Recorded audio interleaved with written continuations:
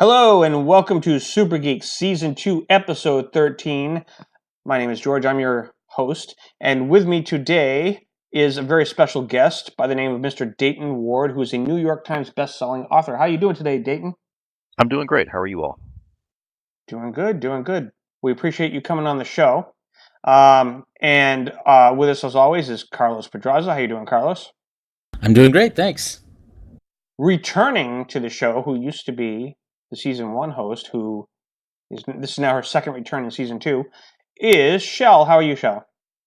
Hi, George. I'm good. How are you? Doing good. And Son, how are you doing, Son? Hey, I'm trying to make the best of it. All right. Well, let's just jump right into it. I wanted Dayton to come on the show because I just did, because he's cool, as far as everybody's concerned. So I want to start out, Dayton, by I usually ask people what their geek cred is at some point in the show. That's kind of the point, is that you have Dayton's a lot. kind of obvious, isn't it? Yeah. So tell us a little bit about yourself. And by the way, thank you for your service, because I know that you're also, like myself, a veteran, and you served in the Marine Corps, correct? Yes, I did. About 100 years ago. About 100 years ago. So he's like a Time Lord or Q or something. Yeah, I was alive back then too, Dayton. Mm-hmm. Yeah, it feels that way anyway. No, it was. I've been out a number of years now. Speaking of which, has your experience as a veteran, has that influenced any of your writing? I would say it probably plays a very large part, depending on what I'm writing, but particularly if I'm writing anything with a military bent or any sort of military-esque bent.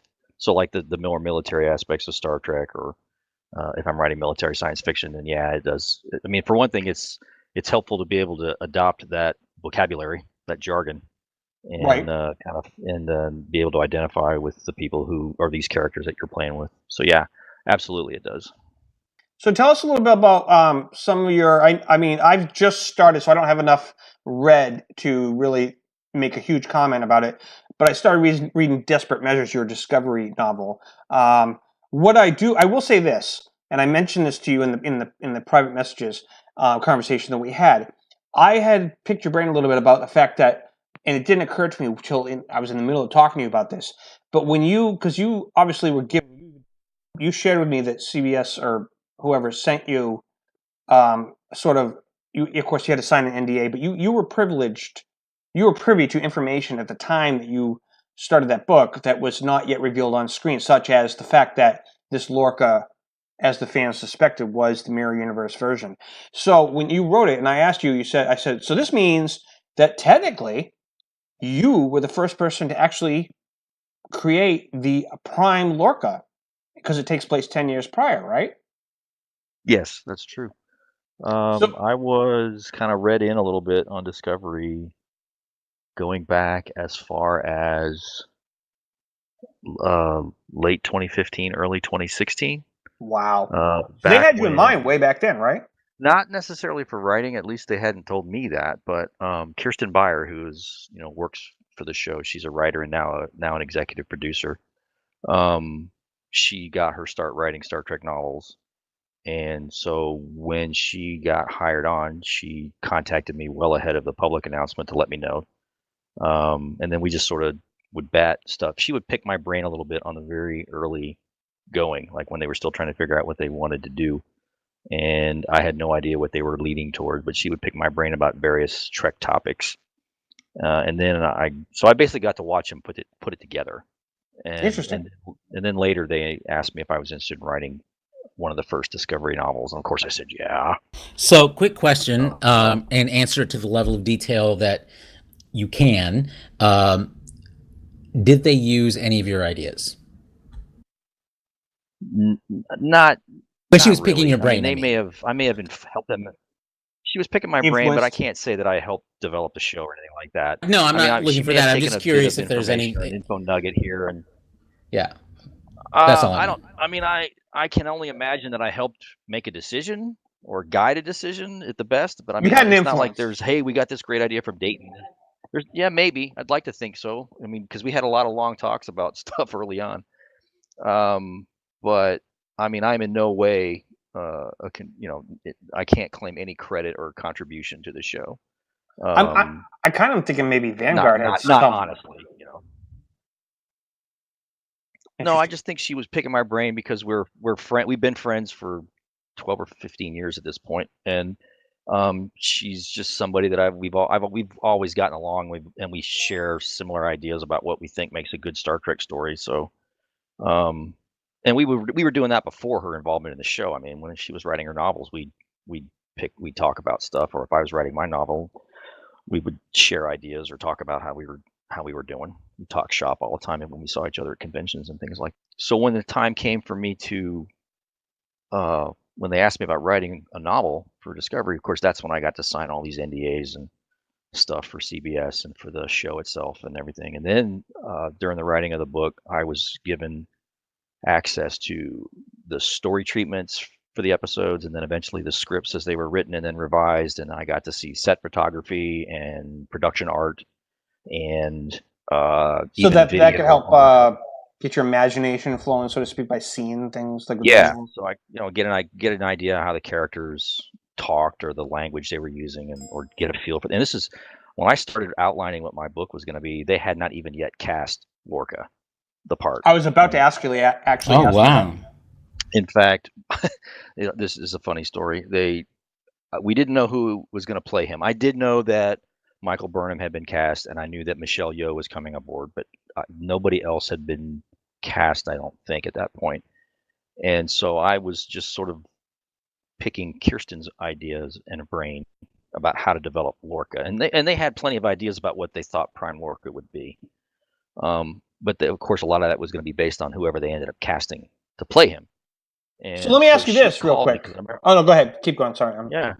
No, go ahead. Keep going. Go ahead. Oh no, I was just going to ask you, when they were describing Lorca, did they start off by describing the mirror guy, and then your job was to come up with his prime sort of opposite, or did they describe? How did they even describe him?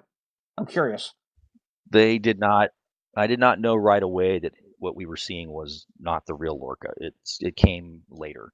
Oh, okay. While I was still working out my story beat, and then she told me what they were planning. And so it became a topic of, well, am I writing the real Lorca or am I writing the mirror Lorca? And then, of course, my questions so back to them were, if it is the mirror Lorca, then when did the switch happen?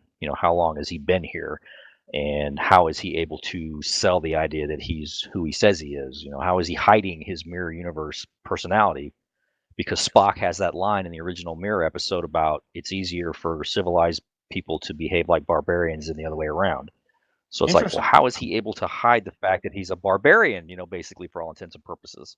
Well, not only that, but how long did it take for him to figure out that he was in a parallel dimension? Right. And then why is he here? What's he going to do when he's here? And these are all questions that were being asked as I was figuring out what I was doing over in my corner. They were still figuring that stuff out. And so it informed a lot of fun conversations. But eventually we decided there was no way he'd been in place at the time my story takes place. So it has to be the Prime Lorca. They always envisioned the switch happening much closer to the events of the show. Did you have to change your character or anything after that? Not really. The only thing I had to change is when they finally cast him, because I had started writing at that point. And when I first heard it was Jason Isaacs, I thought, oh, okay, great. He's going to probably play him because he's British. They'll play him a certain way, and he'll be maybe kind of like a lighter version of Picard, with the British mannerisms and turns of phrase and things like that. Oh, that's interesting that you thought of him that way, because most of the roles I had seen him in, other than in Harry Potter, he plays an American. He did this great show on NBC called Awake, I think, that I thought he was fantastic in. And so I kind of knew and thought that they might go down, the American path rather than, American accent. Anyway, it was they weren't really quite sure at that time. So I said, all right, I'll just kind of play it vanilla, and then I'll adjust as needed. And so I remember this because I was driving on to Kevin and I, my writing partner Kevin Dillmore and I were driving to Denver for a convention that we do every year, and she called us on the phone. She called us on my cell phone, and she said, "Okay, I've got some interesting information about Jason Isaacs' first day on set." It's like, okay. And so the decision at that point had been made to let him affect kind of a Southern accent, and is not so pronounced like D. Kelly would do for McCoy, but he definitely hails from that part of the country in terms of the Lorca character. And I said, okay, that's fine. I can adjust and I can change mannerisms and stuff. Because what was going on was apparently Jason Isaacs had it in mind that he wanted a catchphrase like Picard has "make it so" or "engage," right? And so he apparently had landed on "get it done" or "get her done." I think it was "get her done," because I remember thinking, Lorca the Cable Guy? Is that what we're gonna do? And, Did he actually say that? I don't remember. I think they were entertaining it early on, like when his first day on set. Look on the Cable Guy. He's working, but it's his first day on set, and he's still trying to figure out the character a little bit and bring whatever he can to the role. And so they're probably letting him freewheel a little bit until he finds his footing, that sort of thing. And then they finally figured out where to back off and where to let him go and that kind of thing. So I mean, it's just part of an actor's process. So I think he kind of weaned away from that before it actually became his catchphrase, so to speak. But he does say stuff like "get it done" or "get her done." Yeah. Because his catchphrase in the early scripts were "go." That was his thing. Like he'd give a person an It was order, go and right. Pike has hit it. Pike, right, or something. Yeah. And so I'm like, okay, go. That's pretty succinct. Assuming the guy's paying attention to you when you're talking to him. But I just remember me laughing about that because I'm like, Lorca the Cable Guy, we're gonna go there? No, please don't. We copyrighted that phrase, right? Or trademarked that phrase, right? So, but I mean, we chalked it all up to first couple days on set. He's still trying to figure out his role and let him run, but it was fun to watch the entire process develop and come together while I'm writing my book at the same time. Because every once in a while it would prompt a question like, okay, we've decided we're going to do this. I'm like, okay, I have to change this little bit of backstory, but I knew that was going to be the thing going in. I knew the job was going to be dangerous when I took it. Well, it sounds like you made the right. You play him vanilla, and then when they cast him, you adjust. It's a lot easier to do it. Yeah, once I knew who he was and how they were going to play him, and then I actually got to hear him. I got to hear a little bit of dialogue from his first couple of days on set, and then I got on a very limited basis a couple of very small, very short video clips with no context whatsoever. I mean, other than what I could bring to it because I'd read the script, are like, okay, now I get a feel for how he talks and how he carries himself. And so I could go back into my book and adjust my descriptions and my dialogue for him accordingly. I am curious. Okay, so today I made a prediction a long time ago. I'm not saying I'm right about it because I'm just not even sure. The jury's still out.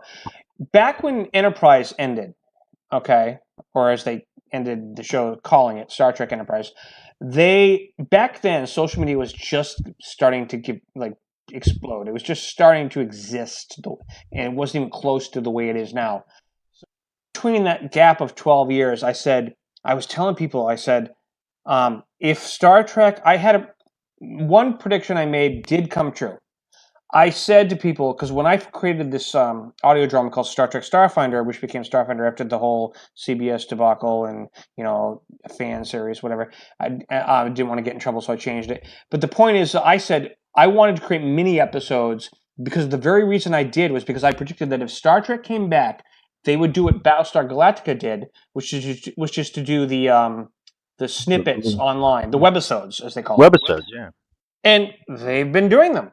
And it's kind of weird because I said this back in 2012. I said, because one of my people on the show said, well, why do you want to do that? And I said, because if Star Trek was back right now, I believe that they would take advantage of the way that the trend is. Battlestar Galactica did it before the show ended. I think that the way that Exposition has done it, I think this is something you do as content filler to sort of create some little nuggets of content that make the fans happy while you're waiting for a new episode. And also it helps with the exposition. What do you think about that? Would you write a webisode if asked?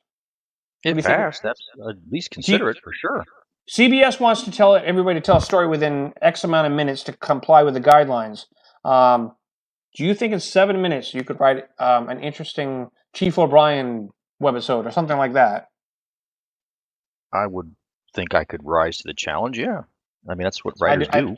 I think you could. No, I mean the idea of webisodes and other content that goes back even before Galactica. I mean Galactica does it. Walking Dead used to do it. I don't know if they still do. Yeah, they do. Well, I know they did the first couple of seasons, but Yeah, I they don't know. Heroes did it. Heroes did oh it. yeah. There were a few, but even way before social media. You remember a show on NBC called Homicide? Oh Yes. yeah. There was a web-based series that chronicled the night shift at the homicide unit using the same sets. They hired other actors and they showed short little mini episodes that chronicled night in the life of the homicide crew on the night shift there. And this goes back to that show was on in the 90s when it was just the web, but not like we have today. But Right. that's probably one of the earliest examples I can think of the web being used to supplement a TV show's content. Who would you pick if you could write an episode? If they said, Dayton, pick a character from Discovery, and this is going to be an episode that you do for, I don't know, a 7-minute webisode, and this is the character you're going to focus on. Who would you pick? I'd probably pick one of the bridge officers that we don't really know a whole lot about. Like the tap. Yeah, I'm blanking on her name, but she's the crew member that has the cybernetic implant in the side of her head. Oh yeah, I know. That's Kayla.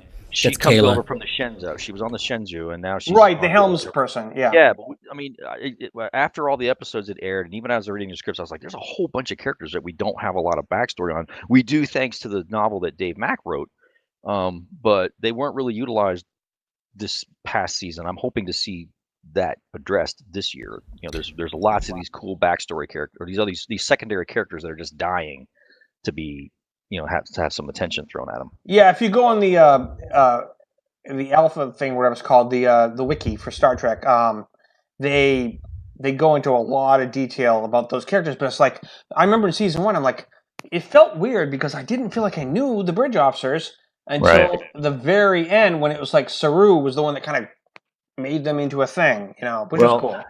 Dave Mack, bless his heart, he went to a lot of effort early on because he went to work even before I did on his novel, and he gave names to a lot of these characters that you see on the Shenzhou and on the Discovery, and he gave them a little bit of backstory. I don't know how much of that is getting incorporated into their official backstories on the show, but I know their names are, at least in most of the degrees. So I mean, he because he needed them for his book, and they were basically just ciphers, at the time he started writing. So he did that more for his own sanity than anything else.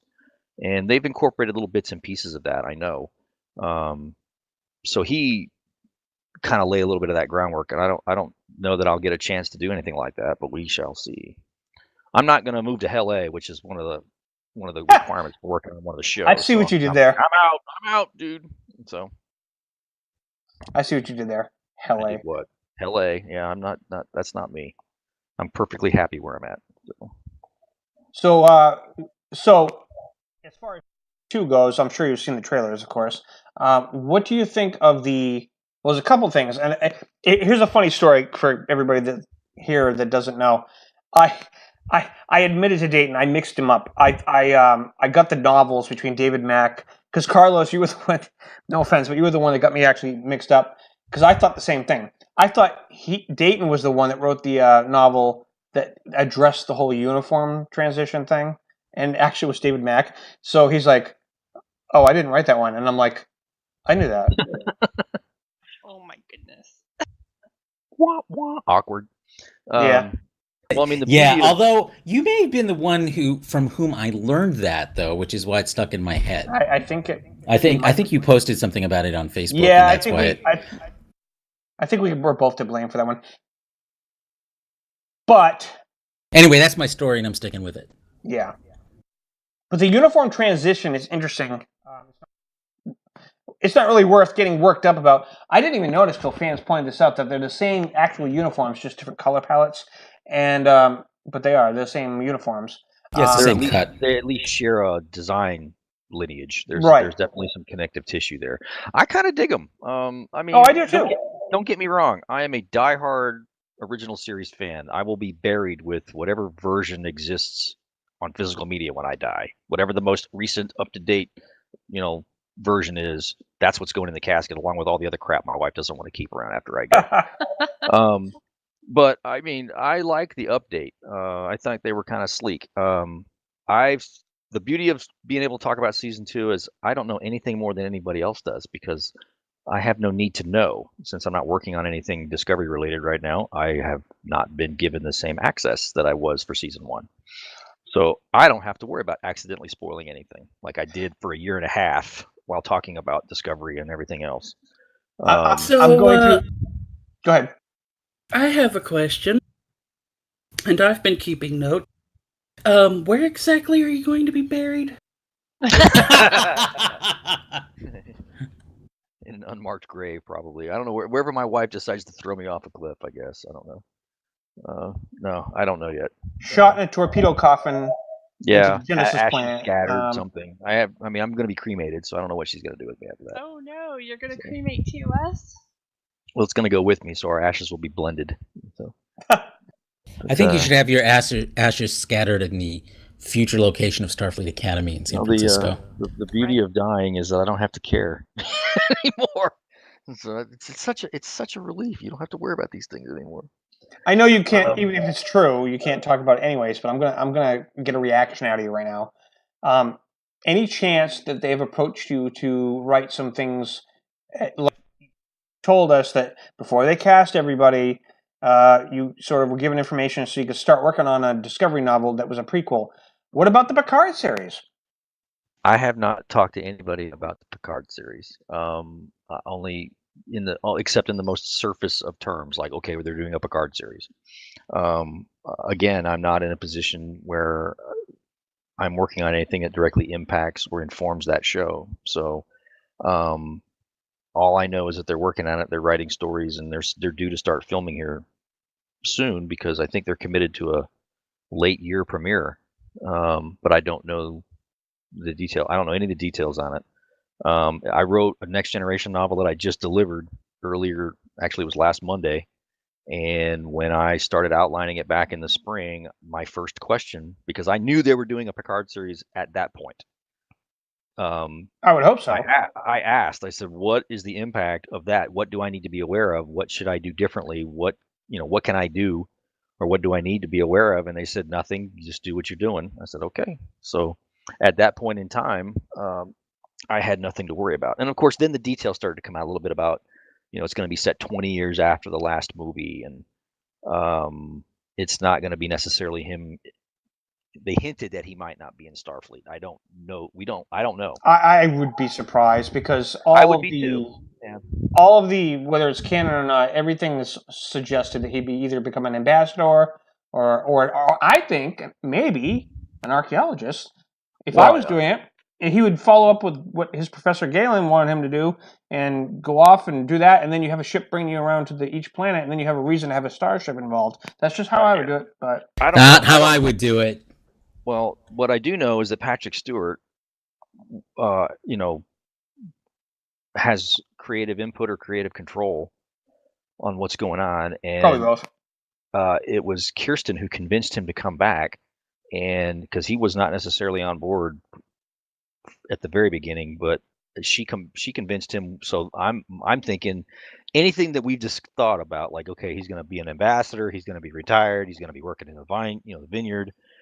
I don't think any of that's going to apply. I think it's going to be something completely different because it has to be something that was enough and juicy enough that it convinced Patrick Stewart to come back. I totally agree with that. So I'm just for that alone, I'm kind of jazzed about it. I have no idea where they're going, but I can imagine it's not going to be any of the conventional choices. So sometimes the obvious answer though does turn out to be the problem. I think you're hinting. No, I think you're forgetting how Patrick Stewart is. Hand to God, I don't know anything. I don't think any of the conventional choices would have been enough to lure him back. He's getting on in years. He can pick whatever he wants to do. Exactly. And for him to commit to a series at 70 plus means that it's going to be the series he wants to do, not the series someone else wants to do. Well, think about all the. Okay, here's an idea. Think about all of the fan favorite episodes of The Next Generation. What do they usually all involve? Picard having a near mental breakdown because he's having to face all of this bullshit for his whole life. Maybe a teacher? I don't know. at I the don't know. Academy? I honestly have no idea. Even to me, I don't know. There was a story that Keith DeCanado wrote for the comics that was done years ago, where he posited the idea that Picard is suffering from a version of PTSD because he's got all this crap in his head from his assimilation by the Borg, Which makes sense. Yep. by Gul Madred, and his mind meld with Sarek. Not the one, the one where he took over for Sarek's emotional instability so that he could conduct those. So in other words, he's got all this stuff rattling around in his head, and it all comes home to roost in this one story that Keith DeCanado wrote. I would love it if they would touch on something similar to that. That would be super cool. And I'm not saying that's happening. I swear to God, I have no knowledge of what's going on. Because if I did know and I couldn't tell you, I would say I can't tell you, Jack. So it'd be interesting if they did something like that as a starting point, or he gets to that as the plot evolves or something. That would be interesting to me. I feel personally that Q. I mean, Carlos and Sean are. God, no. No, that he has to be involved at least. No, somehow. no, and no. I hope. I think Q is the last thing that I would want to see in a Picard series set 20 years in the future. I don't want to see the Borg, and I don't want to see Q. Agreed on both counts. Those are my two wish list items, but I have no influence, so they'll do what they're going to do. I actually don't want to see the rest of the next gen cast either. In here. Well, what? I think that you're going to end up having Worf and everybody show up from time to time, just because. I mean, they want ratings. They have to be. Pragmatic about this. Well, but see, here's the thing. I think that Patrick Stewart is enough of a draw. Absolutely. Yeah, but see, here's the thing. You guys are saying no Borg, no Q, no other cast members. They're going to have that anyway, because even if it is some kind of PTSD thing, he's going to be having constant flashbacks of all this crap. Oh, I don't think fine, that. As long as it's not. Yeah, but I don't think that's gonna be the case. I mean, first of all, I'm not sure the PTSD stuff. They don't have to show it in flashbacks. Because we already know it. Everyone knows that stuff. But I see what Sun's saying there in her defense, because PTSD and flashbacks do kind of go hand in hand. Well, yeah, but if they're going to have flashbacks, it would have to be of old shows. They're not going to get, Marina Sirtis today. Oh, that's true. That's a good point. From back then. Yeah, and I don't.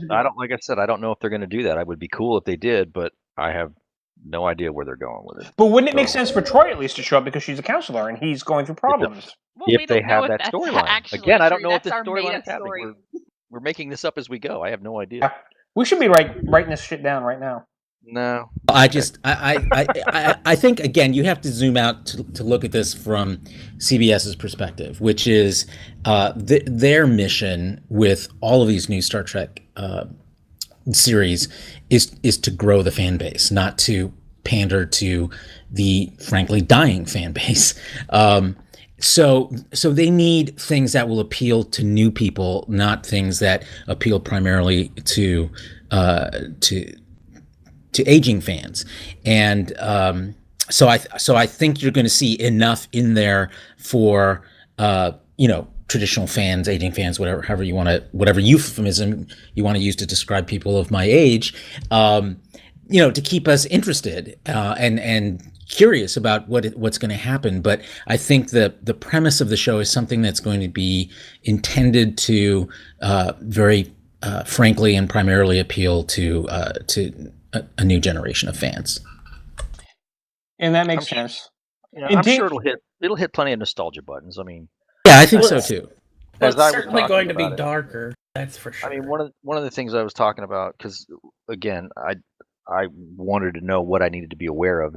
If we're going to do things with the novels that are impacted by this stuff, what do I need to do? But to me, him coming back to play Picard is sort of the Star Trek equivalent to Harrison Ford putting on the fedora again. So this is a big deal. So to me personally, that's a good analogy. I like that. So now, as long as they don't do a crystal skull, they're okay. Exactly. But I mean, in terms of when you first heard that Harrison Ford was going to play Indiana Jones again, after all those years, and he's coming back at least one more time. Yeah, but it's different this time because he's done it already. I mean, but the first time he did it, I was like very excited. It's like when you hear, when something like that happens, it's a big deal the first time. And so this is kind of how I feel about it now. And I'm sure that they're aware of that and the gravity of what they're doing. So I have confidence that they'll strike a balance. And I can't imagine he would sign on for some cheap nostalgia trip. It's going to be something that challenges him as an actor. And I'm wondering if motivates him to get Logan to work. had any influence on this approach they're taking. Because if you think Who? about it, that Logan, the movie Logan, when he was playing, Yeah, maybe that's everybody seemed to think that was a great idea, or everybody seems to think that might be a natural influence. And of course, I jokingly laughed at, we should have done an Old Man Wesley story. But I tried. Are they going to go there? Is he? Yeah, I tried to pitch it as an April Fool's gag, and I said, "Can we tell them that we're going to do an Old Man Wesley comic book or something?" And as an April Fool's joke, nobody thought my idea was funny. But yeah, I mean, I cannot imagine that something like that wasn't an influence. Sure, I mean, I think that's in fact, that's probably my favorite Marvel movie. Well, no, that's true. So, well, Will Wheaton. I hate when the news outlets do this. They say they try to get headlines by saying like, Will Wheaton wants to come on the show. So and so wants to play this character. And it's like, why? You're just trying to get people's attention, but do you actually? Well, no, think... it's a setup question. They're interviewing that specific actor, and then they ask a setup question so that they can have their clickbait title. Exactly. Well, I mean, yeah, it's like, would you come back if they asked? Sure. And then the headline is Will Wheaton is ready to play Wesley again. Like, yeah, of course exactly. He's an actor, and that's what actors do. So. It's kind of like when you ask me, would you write a short? Yes, I would, because I'm a writer and I want to write Star Trek. so now tomorrow the headline is Dayton's going to write a short, and I'll have to go apologize for being misquoted. So no, yeah, I mean, I hate those articles. I think they're all clickbaity, and it's kind of like Michael Dorn is ready to play Worf again. Well, of course he is. He's never let it not be known that he doesn't want to play Worf again. I get it. He's kind of like. Yeah, he's kind of like the Firefly people, where they just, Well, I mean, everybody says there's a Firefly reunion. I'm like, not really. Not as long as the main people are busy doing other things. They're not going to have time for it. Nathan Fillion is on a new TV show right now, and I think Morena Baccarin is on a show, and a couple of other heavyweights are on a show. Didn't the guy who plays Shepard die? And Ron Glass died. So, but he died in Serenity. So that part's not necessarily a deal breaker. But yeah, I mean, I think we bring some of this on ourselves because we're fans and we love our characters and we want to see these people play them forever. So I got a question. What do you think of the announcement about the Lower Decks animated comedy from the makers of Rick and Morty? I'm fine with it. I anybody who follows me on social media knows that I get a kick out of this stuff. Not so much. I get as much of a kick out of the reaction from fandom as I do the announcements themselves. It's okay. People there are subsections of fandom who think that Star Trek is one thing and one thing only, or it can only be this and it can't be that. And I'm like, the format is such that I think it lends itself to a number of approaches. It's not going to be a wacky sitcom. It's going to be smarter than that. The guy that's doing it is a pretty savvy guy, and he's a fan of the franchise. He's not going to disrespect it. And so whatever they come up with, it will work. Whether we think it's funny or not, I don't know. But I cannot imagine he's openly setting out to disrespect the franchise. That just doesn't ring true to me. And in comparison and contrast, I don't know if you ever watched it, but what do you think about I'm only asking this because we're subject of parodies, but what do you think of Orville? I watch it. It's fine. I mean, it's a fun show. I can. You can, of course, watch the Orville and Star Trek. You can. That's true. I actually was kind of hard on it in the very first few episodes, but it grew on me as it progressed. And there are a couple of stories toward the latter half of the season that are Trek-worthy. They're bang on Star Trek stories. Oh yeah. And so I ended up liking it enough that I'm ready for season 2, and I'll probably buy the first season when it comes out on disc or whatever. I would have bought the soundtrack CD if they put it out the first day. So. Oh yeah, it has a great soundtrack, and I agree. I mean, I I like the Orville. It knows what it wants to be, and it does that. I mean, some of the things don't always ring true to me, but that's true with Star Trek too. So I'm glad they're making it. I think it fills a niche that some people want filled. So great, everybody. It's a big universe, and there's lots of room in it. I don't think it's going to be a parody. I think it's going to be more in line with, and hopefully it lasts longer. There was a show on NBC a year or two ago that was set in the DC universe, but it was basically about the support team. Oh, I remember that. Alan, I forget the name of it. Unsuper or not super or super something. I forget. I never even knew it was based in that universe until it was. Yeah, I know what you're talking about. Maybe it was called Powerless. Or something. Yeah, I think it was Powerless. But anyway, it was Alan Tudyk from Firefly, and he was in there, and they didn't. I think they hinted that it was in the DC universe, but just enough so that you would pay attention to see if a cape was going to go around a corner or something. Yeah, no, it explicitly was. I mean, they made reference to Batman because this was like an arm of Wayne Enterprises, I think the company was, right. and they showed a few times some minor DC characters appeared as heroes. But it was a comedy. But it was a comedy. It was a comedy. So I think it's going to be in that line, more in that line than an outright parody. Or played strictly for laugh. I think it's going to be that sort of approach. Well, do you? Okay, so there's a lot of. Go ahead, Shel. There's a lot of serious moments. There's several serious, topics, and they're just has the comedy, like in it. So. Well, I mean, it's just we all have those moments during our day where something ludicrous or absurd happens, and we have to laugh about it. We all do that at our normal job. Yep. So it's gonna basically be day in the life of the people that don't get all the glory. It's like somebody's got to clean up, after the planet wrecking machine destroys the lower section of the ship, that kind of thing. Well, speaking of that, I don't know, Dayton, if you ever watched Babylon 5. I did way back when, yeah. Do you remember that episode in season 5 with the two janitors? Vaguely, yeah. When they described Lower Deck, it sounded to me like the cleanup crew. There was a Star Wars comic. That came out years ago called Tag and Bink Were Here, or Tag and Bink. Yep. And it was basically these two stormtroopers have fumbled their way through the entire Star Wars mythos, and they are responsible for all the major events that you see in the Star Wars mythos, but you never know it because they're just two stormtroopers. So it's kind of funny, and of course it's very meta, and it has all the in jokes. Sort of Rosencrantz and Guildenstern are dead. In Star Wars, exactly that, and I'm like, okay, Star Trek needs its Tag and Bink, so let's have a little bit of that fun. I think it can work. I think it's all going to come down to execution, and like I said, the guy that's behind it is a pretty smart and pretty funny guy, and I cannot imagine he's going to deliberately do wrong by the franchise. So I will wait and see what happens. I have seen people voice concern about the fact that Rick and Morty episodes are not exactly. This isn't my opinion. I'm just voicing that some of the episodes show like sexism and things that are not, in today's world, or and they're worried that that's going to reflect. What you have. See, this is why I have a problem with a bunch of our media today.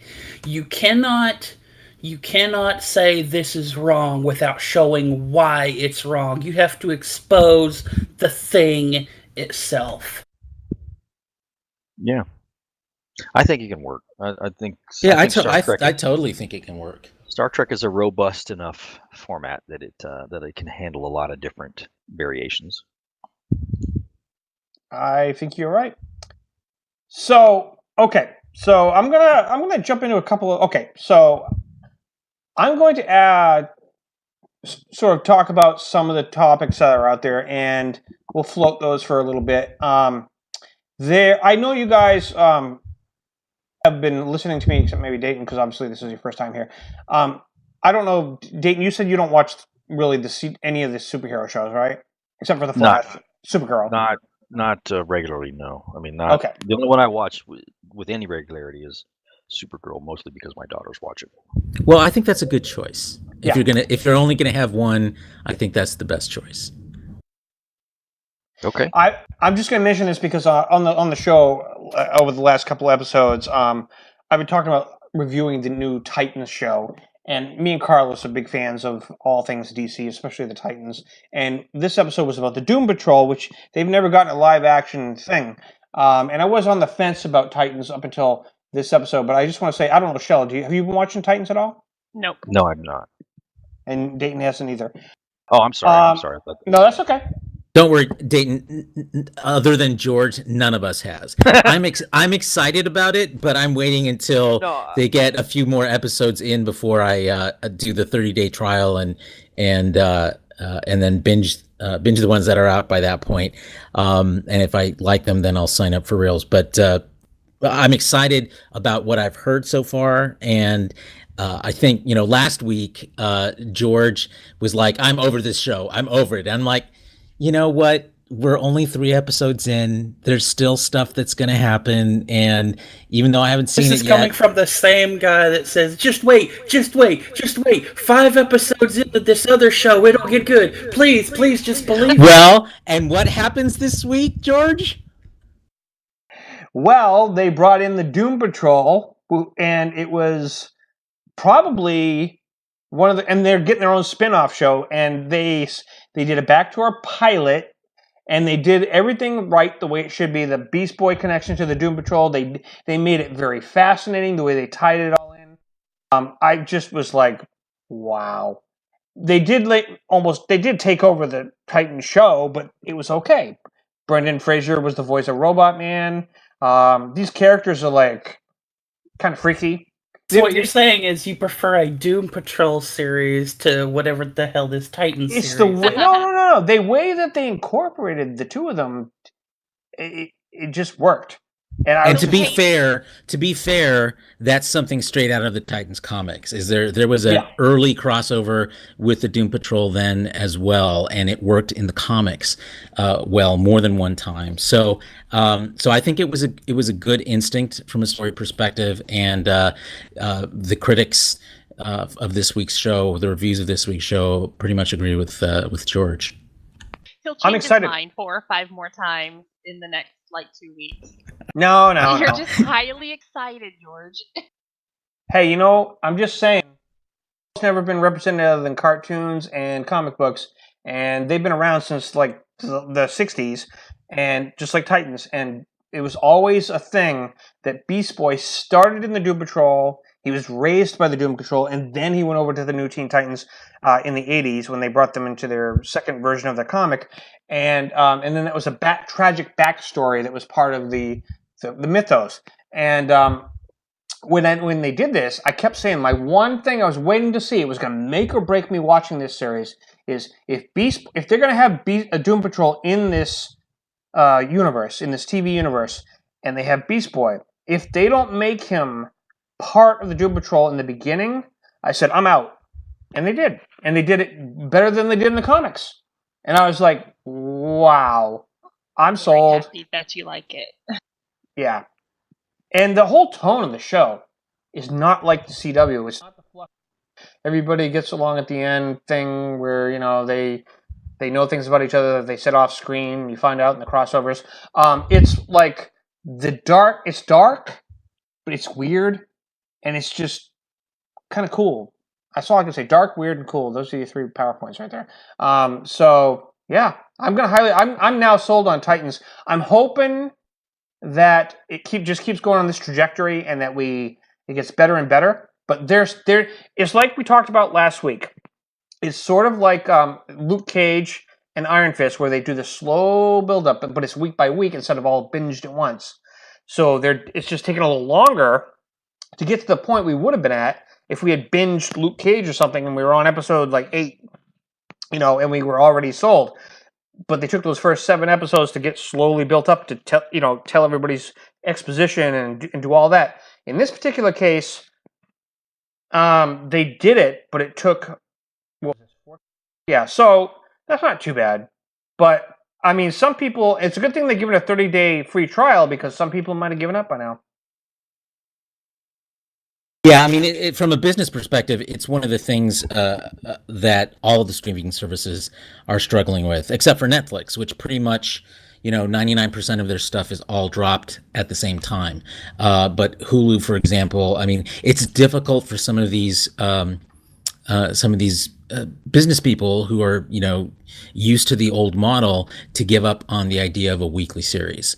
Netflix came out of the gate doing that, so they didn't have that kind of history, that kind of baggage getting in the way of making those decisions. But the reality is that people have changed their viewing habits, and people like to binge, people expect to binge, and for high-profile series like you're seeing on Hulu and on CBS All Access and now on the DC Universe streaming service, it feels weird to have to wait a week in between episodes, and I think eventually everyone's going to end up following the Netflix model on it, because it's going to be what audiences want, and they'll become frustrated by not being able to consume their shows the way that they want. And there are two fields of thought on this that I'm thinking. On the one hand, I think people like when they're new, like in this case, we've got CBS All Access, and then they had to figure out and obviously Discovery's numbers proved by the end of the season that it works. But then this is new for DC. It's their new streaming service. And then it's going to happen. The same thing is going to happen, although Disney has a lot more money to take a chance. But they're going to have that Star Wars one coming out, where the new live action The Mandalorian's coming out. And then Marvel's doing the same thing. But again, that's Disney, so they don't have to risk as people like the WB and CBS All Access. So the question is, what is the better model? Because Star Trek, the two different fields of thoughts I think are, if we drop it all at once and you're a new streaming thing, you're going to binge it all like you do with Cobra Kai on YouTube Red, and you're going to cancel, or something. You're going to have to wait until the whole next season comes out, and then in the meantime, we're not making any more subscription money. On the other hand, if we stretch it out and go week by week, then you can count on that revenue. So to me, that's the reason why you've got to be the experimentation. And over time, you got people like Amazon Prime doing these deals with Netflix or whoever, so that they can have a sub thing with Discovery or whoever. I'm hearing all these different things. Dayton, what do you think Star Trek would benefit from doing the binge drop, or do you think that'll ever change, or do you think they're going to keep stretching it out week by week? I don't know. I mean, CBS is different from the other services because most of the content on its service is stuff that is released week to week on their broadcast networks. So they're kind of in a between space to me. They're not Netflix, and they're not they're not broadcast TV, and they're not Netflix. They're in that weird Venn diagram. So I think the transition from weekly to binging can be slower or more measured, or they can experiment a little bit more, because is that possibly why they announced that $100 million deal, where they get if they drop tons of shows and they space out when they debut, there's content. Right. That's why they're doing it, not just for Star Trek, but for other shows. In fact, I admit freely that once Discovery wrapped, I didn't sign into All Access very much at all after it was done. Right. And then just the other day, when I was done with the book, I went out to All Access to watch the first short, because I hadn't seen it yet. And while I'm out there tooling around, I'm like, hey, there's 3 other shows out here that have dropped since I quit watching Discovery that I haven't seen yet, that are new content for CBS All Access. They're other exclusive content that they've created, not Star Trek. They're just other shows. And they've got the Twilight Zone coming, and they've got a couple of other ones that intrigue me, and they've added some stuff to their back catalog that wasn't there the last time I signed in. And so they're in this space now where, for example, most of the crap that I watch on TV, if it's broadcast, probably comes from CBS broadcast. So, but hey, it's on All Access. So even if I miss 4 or 5 weeks because I'm working on the book, I can go out there and get it all. So it's weird. I can binge watch the shows that come out week to week anyway, if I stagger it enough, Well, and here's the thing. What's really, from what I can see, the determining factor. It's the amount of content that you have available. So Dayton basically kind of hinted at this in his last response, which is that Netflix can do this because it's got a lot of content. So when you're done with binging one thing, there'll be something else that you can binge. Right now, CBS has not produced enough new stuff that's exclusive to CBS All Access for you to do that. So once they get a bigger library, they can do that. Right. So just like, and if you look at the way that HBO and Netflix grew organically, it's the same path. Netflix basically followed the HBO model and has reaped the same rewards that HBO has, which is that when HBO began, it was a service that was dependent on other people's content. It was dependent on especially movies. Netflix started the same way. As they matured, they started creating their own content, and now the chief aspects of each service is not the movies. In fact, I can't even remember the last time I watched a movie on HBO, like a theatrical film. That's a good point. On HBO. Yeah, it's their own stuff.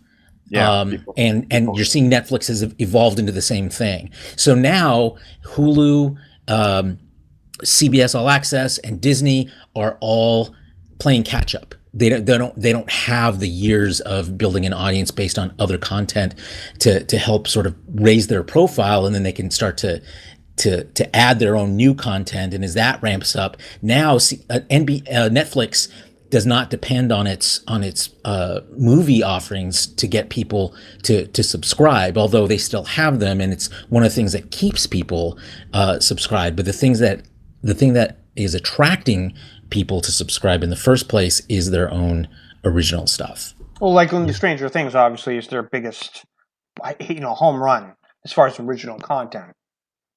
Is it?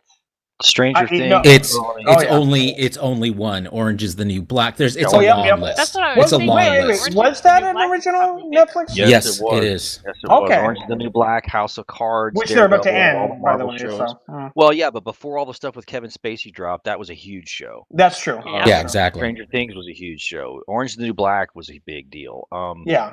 And then the Marvel shows like Daredevil and Jessica Which they're Jones. losing, but Yeah, but still. I mean, but when they dropped, they were huge deals. Now they're moving on to some other thing. I mean, but that's what they're going to do. They're going to churn. They're going to be like, okay, this one has run its life. It's at its end of life. So, but by the time they turn over, they'll have something else to replace it. And not Amazon, everything's gonna, yeah. Well, I was just gonna say Amazon is Lord of the Rings seems to be what they're. Well, they've got that, and they've got Man in the High Castle, and they've got Jack Ryan, and all these other shows that are doing really well for them. And it's just like you were saying, they're not dependent upon other people's content. They are slowly maturing and developing their own catalogs. And CBS is in this weird space where it's like, okay, I've got this massive catalog of old shows and stuff that have run on our network for 50 or 60 years. And at the same time, we're developing new content that's exclusive to our service. So for people who are older, it's sort of a draw because it's like, okay, I don't need to have 15 seasons of NCIS on DVD anymore. I can just stream it. Yeah. Or, whatever. And so it's almost like it's a like an acclimation zone for the people who are going from regular TV to streaming, content. It's like, okay, the shallow water here lets me find all the things that I am comfortable with. So there's all the shows I really like to watch in reruns on USA or whatever, but they're here and I can get at them at my fingertips anytime I want. I think CBS will eventually experiment with binging a show. It may not be a Star Trek show, but it will be something. They will drop the entire thing in like a mini series or an event series or something. Well, they've announced okay, so we got Discovery, we got Lower Decks, we got the Picard series, which hasn't really gotten a title yet. Also keep hearing about that Con miniseries, which is supposed to be a filler, which I don't know if they dropped that. Have you heard anything about that? I don't know. I have no idea what's going on. I mean, I know it's a thing. There is a Nicholas Meyer in development show. Yeah. I don't think they have much to say about it yet. And that's probably the closest thing to the Con show. Personally, I hope they don't go down the Con road, but if anyone could pull it off, it's Nicholas Meyer. Yeah. But eventually they'll pick something. They'll pick something to try as a trial balloon. Something will be the first one to try it. But right now the Discovery model works for them. Even Discovery could evolve if it takes on long enough. They might get to a point where they're like, you know what? Here's the first 5 episodes. Bam. But if they want to market to some other streaming service, some of those services are usually like, we're not going to schedule you until you have a whole package for us. Exactly. So they're going to have, if they want to have those partnerships, they're going to have to change up things. But right now, as far as their own content, they're kind of in their own driver's seat.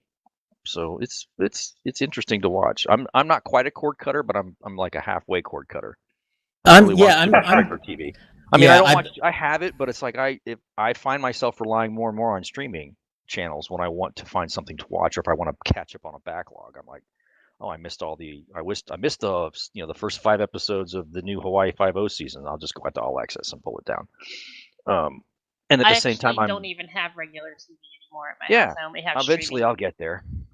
And I just started watching the original Mission Impossible show because I've never seen. Oh wow! Dun dun dun. Yeah, so I'm like, okay, there's 7 years worth of that. That's one show. I don't have that show on physical media or anything, and I don't need to go buy it now because here it is at my fingertips for $6. It's funny that you not so much Mission Impossible, but I've noticed that with the big trend of, and I was talking to Carlos about this earlier. It's fun to watch these podcasters that do the reaction shows because they get people like going, I want to revisit this thing, and they like watching it with them, and they want to. And I'll go back. I'll admit, like if someone's reacting to an old Doctor Who episode because they're just getting all this pressure from their fans when they get noticed. Hey, go back and watch Doctor Who. Now react to Doctor Who, and then they'll watch it, and they'll watch let's say for example they're on David Tennant, and I happen to catch on my feed. Oh, they react to this episode. I'll go. Oh, I remember that episode because it's been so long. Yep. But I'll watch the reaction. I'll go, now I want to go back and watch the episode. And I do. I go back and watch the episode. Right. So in a way, these reaction podcasts are actually doing a service to all of these networks because they're making people get nostalgic and remember, I remember when it was new for me. And I want to go back and revisit that because they just watched it. Both and that's kids. Go ahead, Dayton. No, you're fine. Go ahead.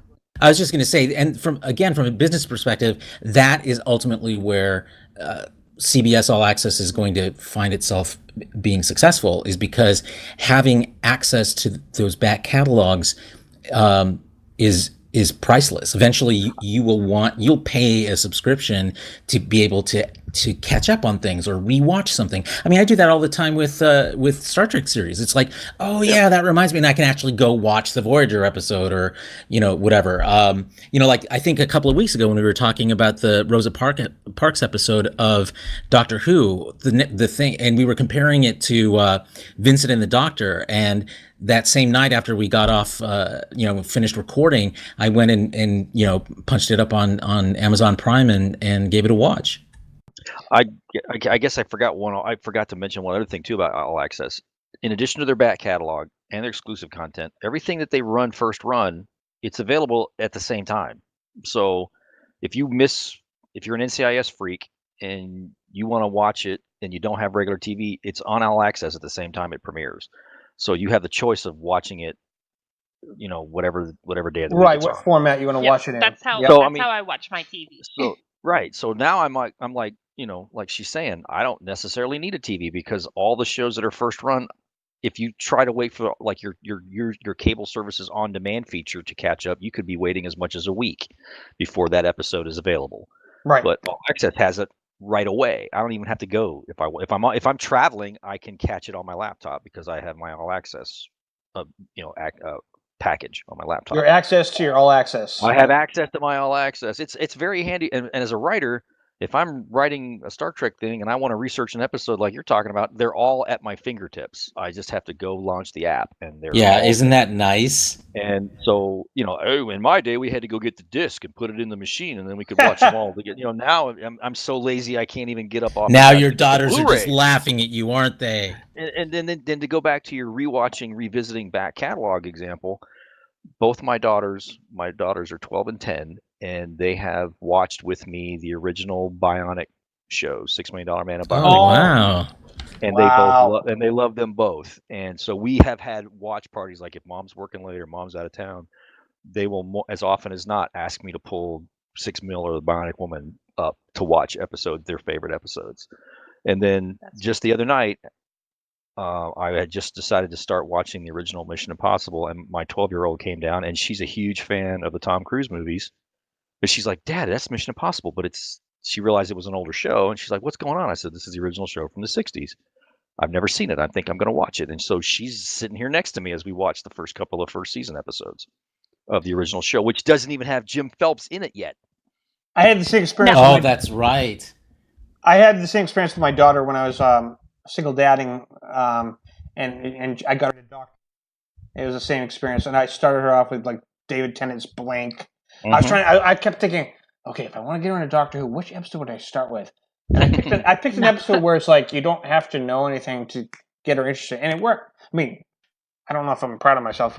I brainwashed her, but you know. I don't know if any of you guys have run across this problem. The problem with the streaming services, and I've run across this with both Amazon Prime and CBS All Access, is a lot of those older shows, they're not complete. Like, I know for sure Jag is one, because this is something I was just recently going back and rewatching.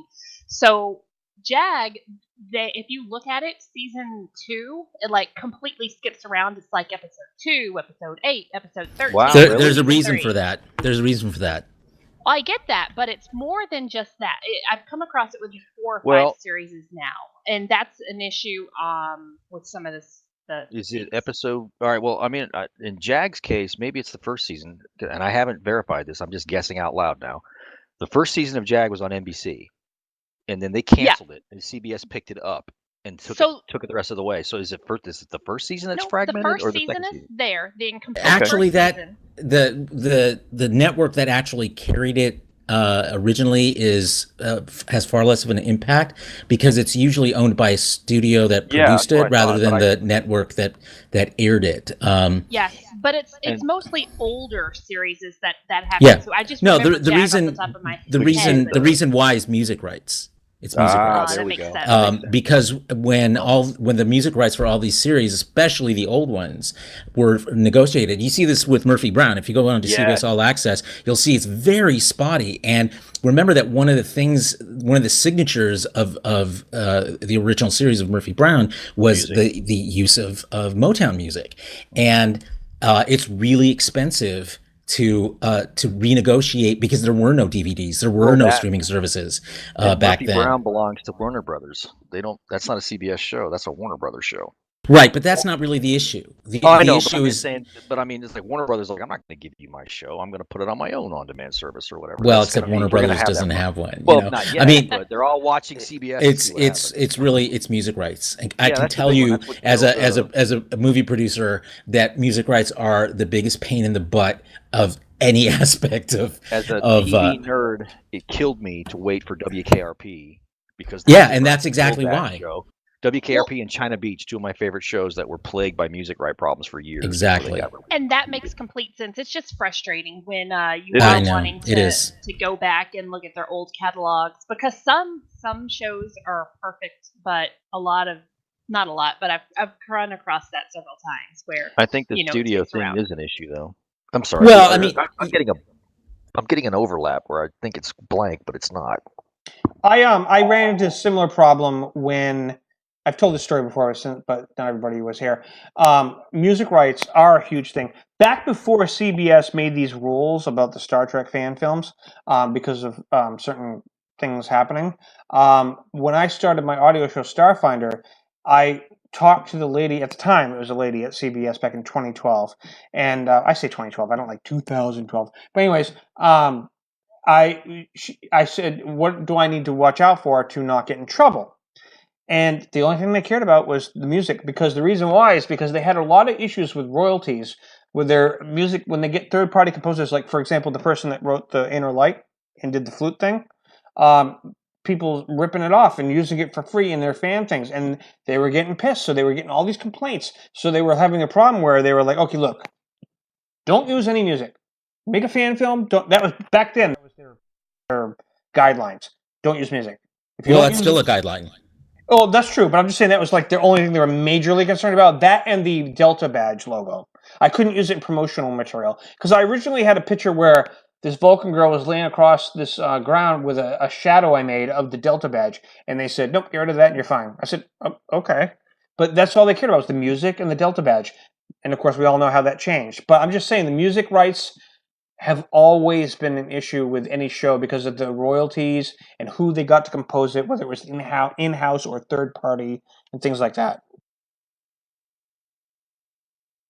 A little interesting trivia there. Yeah, well, except it's not trivia. It's important. It's the reason Yeah, why it is you don't important. see I things, agree. So yeah, but I agree with you, Shell. It's really annoying, and believe me, the people who own these shows would love to be able to get them complete on these streaming services if they could. But music is very expensive, and it's a very complicated process to get rights, and I can testify to that from personal experience. If I'm not mistaken, Dayton, Robert Picardo actually did a thing. I want to say in the last couple of years for the 25th anniversary of China Beach, and they were doing a DVD box set. Okay, yeah, I just reset my headphones, so hopefully I'm not having the problem where I think everybody's done talking and I talk over them. So I apologize. No problem. Time Life did a box set of China Beach a few years back because they finally wrangled all the music rights for that show. And if you've ever watched the show, then you know just how much music is a major player. So Time Life did their own box set of the 4 seasons, and then they released each season individually retail. But as far as I know, the big thing that affected it for years was the music rights, just like Carlos was saying. And the same thing with WKRP. They actually released the first season of WKRP originally on DVD, and they had to substitute music in various episodes because they didn't have the rights for the ones that were originally in the episodes. Yeah, And that would have been a pain.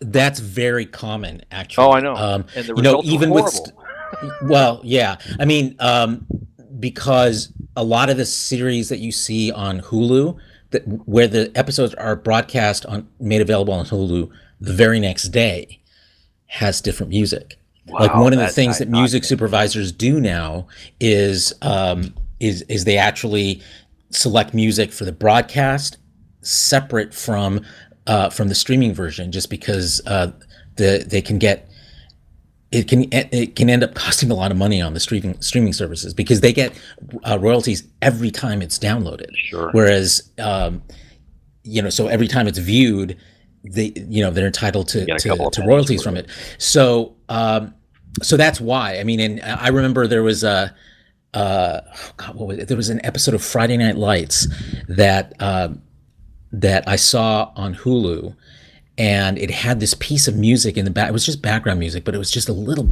beautiful piece of music, and I wanted to get it. I wanted to use it in my first film, and I couldn't find the music anywhere. Like finally, I ended up reaching out to the music supervisor for.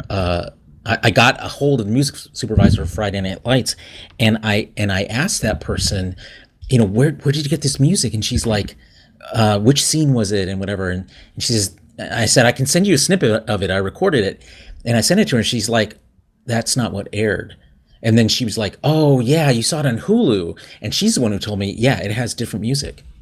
Next day. How incredible is that, huh? I just remembered the offense being particularly egregious with WKRP because in several episodes, the specific song, played a part in the storyline. So when they substituted it out for something else, then of course the entire storyline is out of whack because they're not talking about the song that's playing. And Murphy Brown had similar, not to that extent, but there were still, she dances to a particular song in the beginning of the show. At one of the very first episode there's a particular Motown song that is intrinsic to that scene. And she even quotes part of it in dialogue. So how crazy would that be if they swapped out another song for it? This problem is not just limited to TV shows either. It is so pervasive on like YouTube right now. Even YouTube's own, hey, here's royalty-free music you can use list is plagued in content creators being false flagged by essentially ambulance chasers who could say, no, we as this certain company own the copyrights to this music and try and steal somebody's revenue for a video. Yeah. Well, 90% of the times they just end up saying, well, they're going to plant their advertisement on your thing. It's happened to me a lot. It's not a big deal. I mean, sometimes they make a big deal of it, but 9 out of 10 times they they end up going, well, we'll just plant an advertisement. But it's not because, like you just said, son. It's not because someone complained. It's because it gets picked up by that program, the algorithm. Yeah. Content ID. Yeah, that's the one. Yeah, so. But it's so bad. Content ID even catches its own royalty-free music and says, nope, that's content blocked. Most people are now What? doing their stuff. They'll tell you on YouTube, go to our Patreon, and you can watch their stuff. Of course, you have to.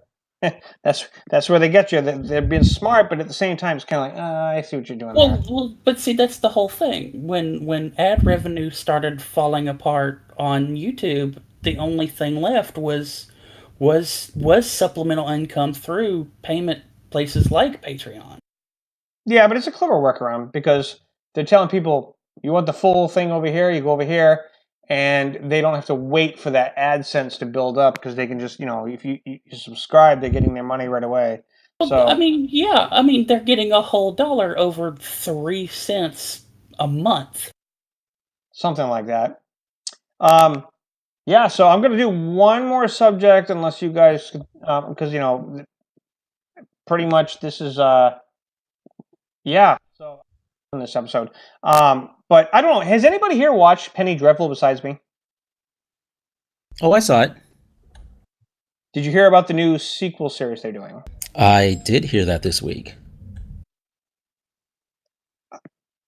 I'm excited because I'm a huge fan of Penny Dreadful.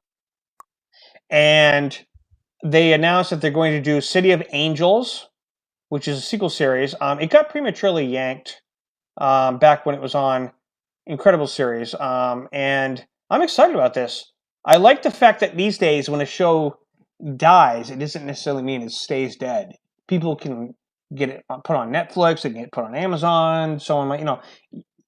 It's weird, but it's like this is a new thing like that I started noticing happening is that it's not necessarily like Lucifer. That show's not dead. And I think that's cool that this can happen. Now, granted, this is not the Penny Dreadful continuation I was hoping for, which would have kept going on to the next season right from where it was.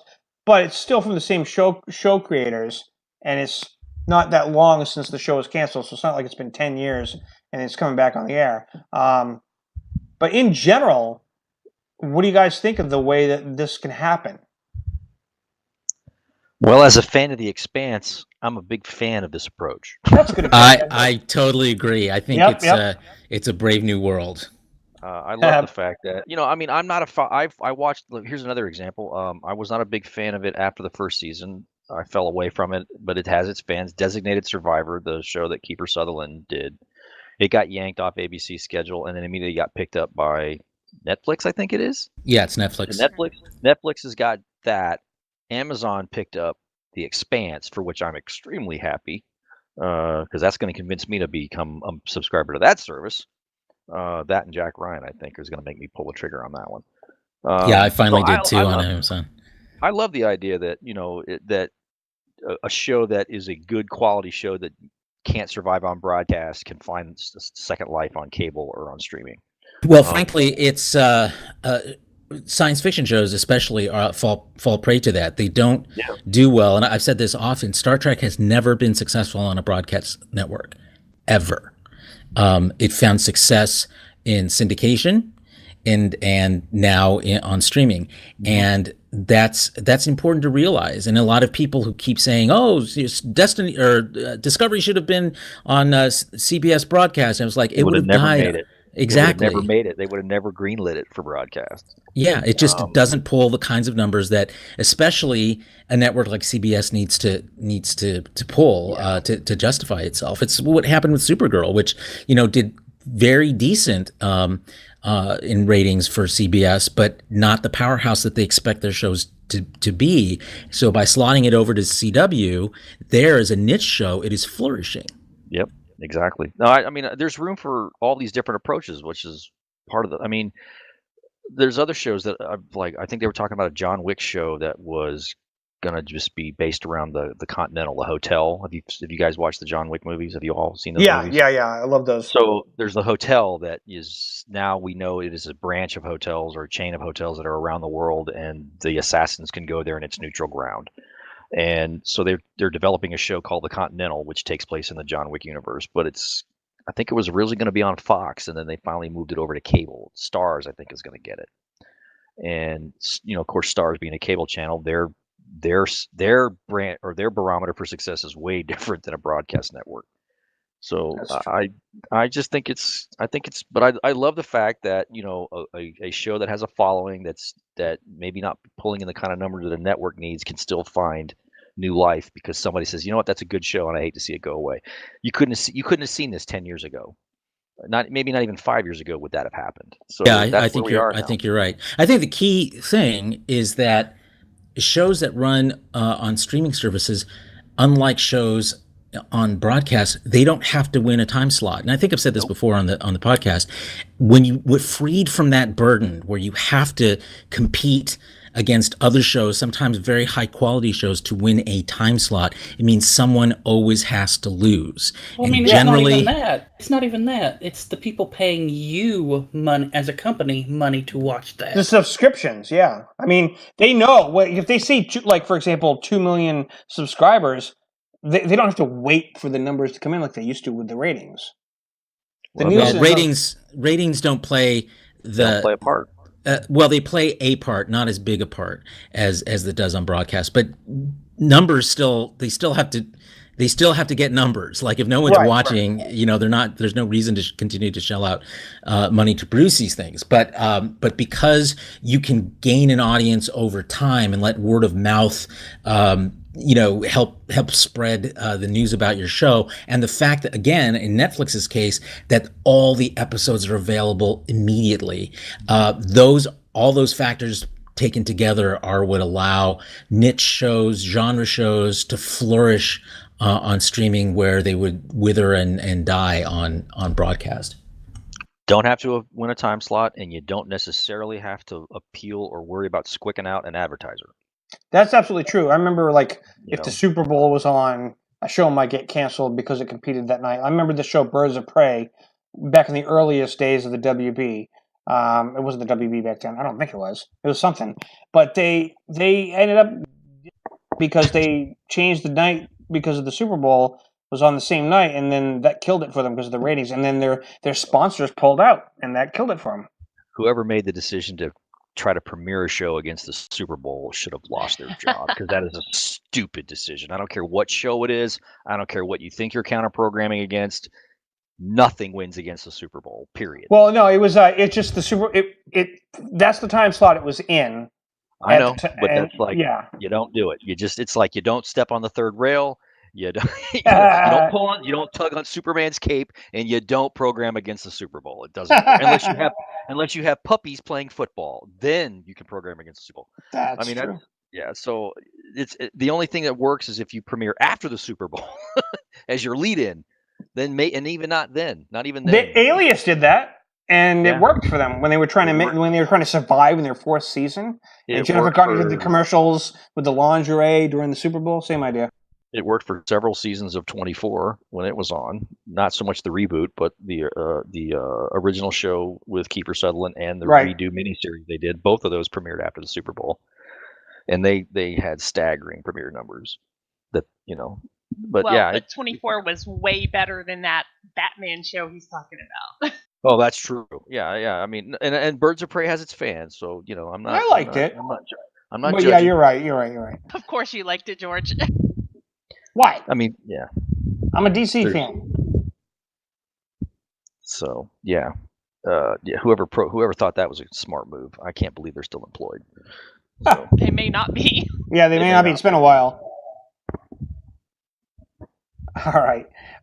So one last topic I want to talk about is something that Carlos has been updating us on, and it's sort of been, an ongoing thing, and that was the tardigrade lawsuit. When a person producing a video game ended up, making a complaint, filing a complaint to the wrong people, and then to the right people, and then whatever. When it comes to the tardigrade and some of the similarities between Star Trek Discovery and his video game, Carlos, what is the latest update on that? Well, we were expecting.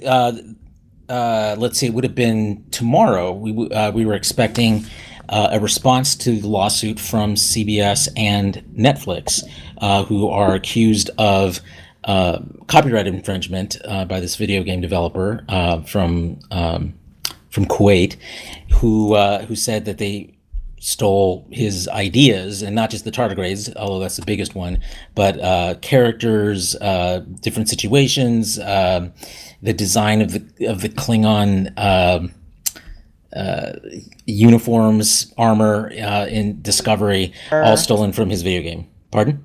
Tilly's red hair. Tilly's red hair, yes. The gay couple, one of them was bearded and one of them was blonde, as if these are copyrightable things. But anyway, so there's a long list of things that this gentleman thinks were stolen from his video game, which exists in this, well, hasn't even been published, actually. Anyway, so the point is that we were expecting a response to this lawsuit from CBS and Netflix tomorrow, except last week, the plaintiff filed an amended complaint that went into a lot more detail about what he thinks was stolen, and also adds now CBS Interactive to the list of defendants. So it's basically three or four different flavors of CBS are being sued here, plus Netflix. So, and then finally, in this version of the complaint, he also outlines what he wants to get. And one of the things is he basically wants every copy of Discovery that can be recalled and destroyed. And all the profits. Did he actually list that in his complaint? It actually lists that in the complaint. He wants a recall and destruction of every copy of every episode of Discovery. And this is in addition to statutory damages that to which he would be entitled to under the law, attorney's costs, things like that. So that's kind of a big deal. It raises the stakes on this lawsuit. It's not just pay me off to put me to get rid of me. It's I want all your money. So my Blu-rays are on pre-order from Amazon. That shit better be coming. Well, I hope you should be able to get them, because they can recall them, but they can't really once they've sold them to you, they're yours. So, but anything that would house and burn them. Yeah. Right. So get them quick, because you may not be able to find them later. So those are the two big things that changed from the first version of the lawsuit to this new version. And in response to that, the judge in this case, it's in federal district court in the Southern District of New York, gave Netflix and CBS an additional 30 days to respond. So that brings us to probably around November 25th to get their response. Yep. So right around Thanksgiving, and that will either be an answer to the a point by point answer to the legal complaint, and or a motion to dismiss. And people are placing bets. CBS, they're not going to be able to show the Macy's Thanksgiving Day Parade now because they got to give all this money to this kid. Oh well, we're many years away from that actually happening, but. Anyway, I don't think they have a very strong case, but I have this covered on Axe Monitor if you want to go and get the details. But so it is extending the period of time this is taking to get rolling as a legal case. But there's a lot of there've been the lawyers in this case, the lawyers for the plaintiff. They're not your top shelf lawyers, and so they've been making a lot of mistakes along the way in how they've they're not filed all like this. Loeb and Loeb, right? They're no. So like he's just throwing charges and company, just throwing it as many as he can out there to hope that something sticks. Oh yeah, I mean he is going so far as to say that that even the uniforms in Discovery were stolen from his idea, because, and this is directly from the lawsuit. He says no Star Trek series had ever depicted uniforms in this manner, and it's like, did you see Star Trek Enterprise? Because those are jumpsuits. My response would have been ... That's about it.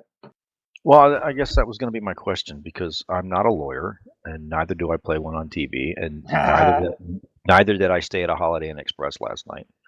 But where are we in the process where the judge basically says no? I mean, the defendants have to respond first with something before the judge can make that decision, or how does it work? I mean, so what happens after this, from that standpoint, in terms of the case being able to be judged on any kinds of legal merits, we're nowhere near that yet. Okay, so the judge hasn't really even weighed in on anything yet. Correct. Just like, give me all the paperwork and let me look at it. Okay. They have to ask the judge for that, right? Correct. To drop the charge. Correct. So that's why when we get the response may very well be a motion to dismiss, in which CBS and Netflix will say, look, this doesn't even deserve to be considered because of X, Y, and Z reasons that are purely based on the law and not on issues of fact. And if the judge agrees, then she can dismiss the case at that point. In most cases, motions to dismiss don't work because there's some potential merit to the allegations. Although at this point, there doesn't necessarily have to be evidence to back them all up, but that's what a trial is eventually going to do, and discovery is going to do. Discovery, the legal process, not Discovery, the show. So a judge has to basically assume that there is evidence for all of these allegations, and so the case has to stand up. From that standpoint, so a judge can say, no, even if you had evidence, this is not on point with the law, therefore I'm dismissing it. But that only works, a fraction of the time. In most cases, it does go into discovery. And during that process, as they're looking for evidence and asking for evidence and doing depositions and all of that, a picture begins to emerge in terms of really how good is the case going to be. And during that process, one side or both will be likely to file a motion for a summary judgment, in which they say, look, here's the evidence we do have so far, or don't have so far, and based on these things, we think now you, the judge, can actually give us a summary judgment without this having to go to a jury.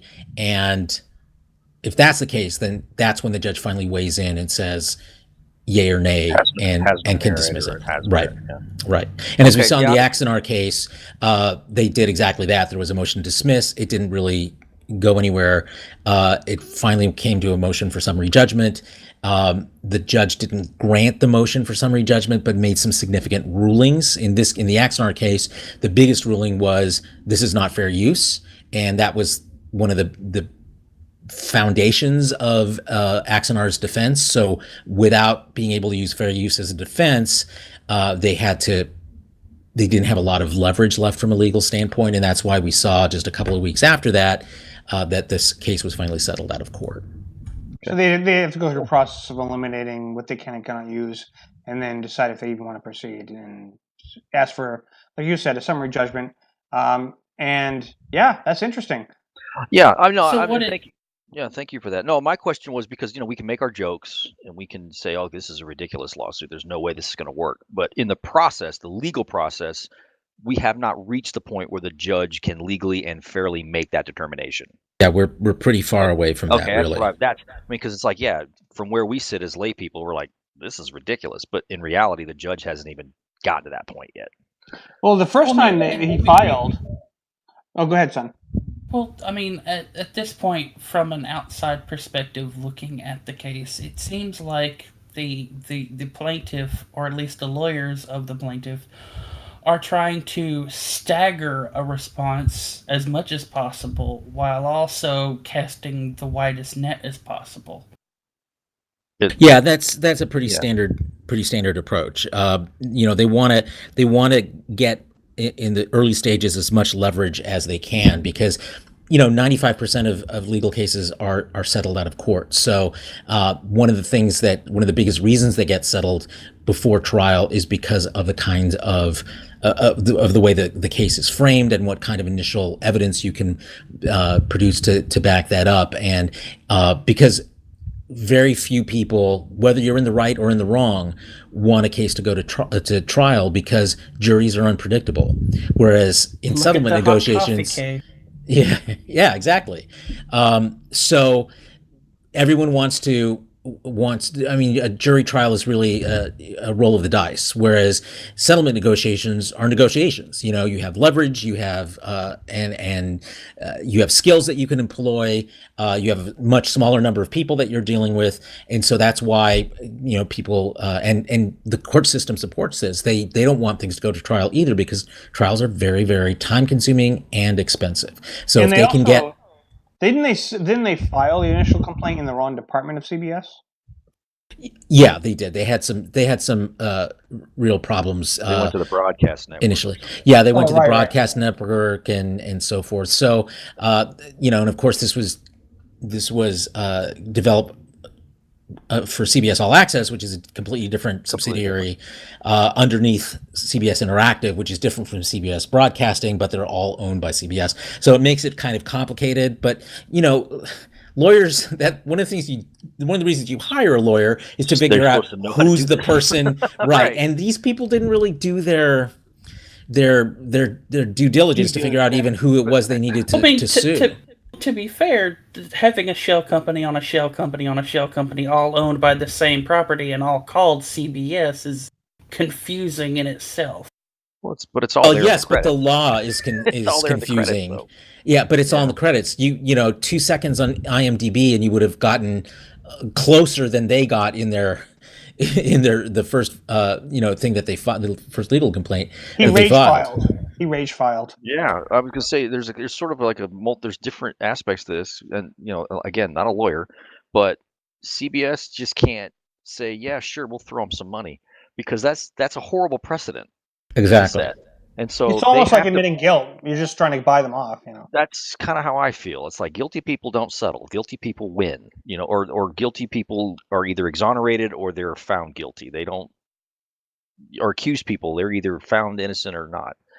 I just don't understand the idea of throwing money to make a problem go away, because that just lets other people know that you're open for business. Well, on the flip side of that, though, it costs money for them to go through the mud and be dragged, even if they're right. I mean, sometimes they just want to cut their losses just in case. So I can kind of understand that. But now this guy, and if the guy had kept his complaint reasonable, maybe they would have done that. But now he's shooting for the moon, so it's like, okay, now you have to get a bigger bat.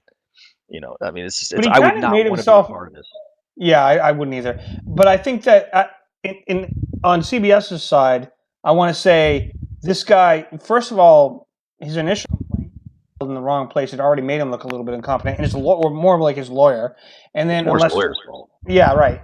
And the second thing is that now he's throwing in all these outrageous things. So I don't know. Although at first glance we hear how outrageous they are, he wants them to recall and do all this stuff.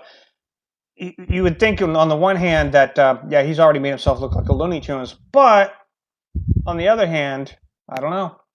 Okay. Well, you have to remember, this guy is in Kuwait, so you have to apply Hamlin's razor to the situation, which states, do not apply malice to what can simply be explained by incompetence.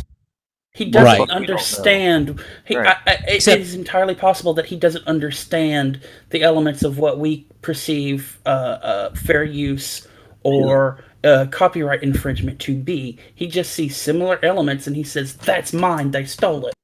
Well, but the thing is that the incompetence here isn't really the plaintiffs. He's just a dude, I think the incompetence it's the lawyers. It's the lawyers who are taking advantage of his outrage and his naivety. And basically are saying, look, we can either win this because you're in the right, or we can get money for you, which is the reason why they're in it. Yeah. And we get headlines, exactly. And so that law firm here? Yeah, it's an American. I mean, it's not really a law firm. It's a guy named John Johnson. And there's there is a red flag. Yeah. How would he find some random guy in the Middle East? This was all. And say, This hey, was let's sue somebody. this was covered in various blog postings back in November, and that's how they came across it. So there was a minor, internet kerfuffle about all of this Wait, you're talking last November. This November Yeah, I or remember last? that. No, So the lawyer last year. just found Last year. him from him talking about it. Yeah. Yeah. I didn't know this was going on for that long. That's weird. I mean, it's the equivalent of somebody chasing an ambulance. Yeah, it's exactly pretty what much. it is.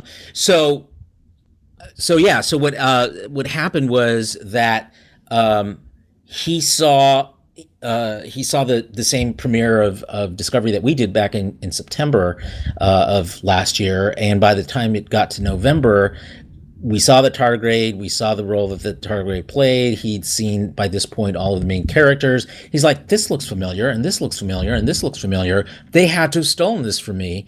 And so that's November. Now, before he did that, because he'd heard about it. I'm sorry, after he did that. So this is November of 2017. He didn't actually file for the copyright. He didn't register the copyright for this until this past July. So between November 2017 and July 2018, he did not have a registered copyright. He had a copyright because under copyright law, once you create something, you have a copyright automatically, but you have to have a registered copyright in order to sue someone and claim damages. So that did not happen until July of this year. So the first season was all completed by that point. They're going to eat this poor kid alive. I feel bad for the kid. I really do. I do too, because it's, but here's the problem, and even beyond his lawyers, and it comes back to one of our recurring themes on this podcast, which is toxic fandom. Discovery haters latched onto this guy back in November and said, you've got a case. Star Trek sucks.